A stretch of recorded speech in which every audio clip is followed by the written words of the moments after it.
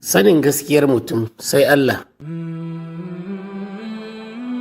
Littafin abokin fira kashi na 1 wallafar Dr. Muhammad Mansur Ibrahim Sokoto wanda ni Muhammad Zaharuddin Usman na karanta. Labari na 4. Sanin gaskiyar mutum sai Allah. A wata makaranta ne aka sace alƙalamin wata ɗaliba, sai ta kai ƙara wurin malaminsu. Malam ya hana kowa fita daga cikin aji, har sai ya caje jakan kowa. An gano wadda ta ɗauki wannan alƙalami. Da aka zo kan wata yarinya, sai ta ƙi bari a buɗe jakarta.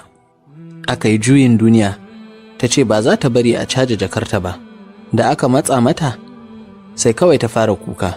'Yan aji duk sun ɗauka ita ta yi satar nan, saboda haka aka je ofishin shugaban makaranta.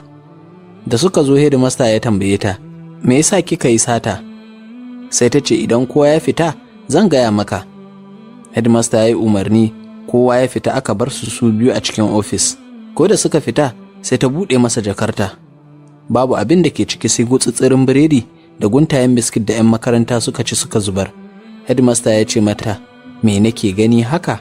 Ta ce, wallahi wannan abin da nake tsinta kenan. A kullum idan na je gida mu ci da mahaifiyata da ƙannena, domin mahaifinmu ya rasu. Ba mu da kowa sai Allah.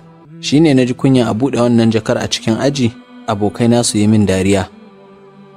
Darasi: ba kowa ne ya iya bayyana uzurinsa ba. Ka kyautata ma mutane zato, sanin gaskiyar mutum sai Allah.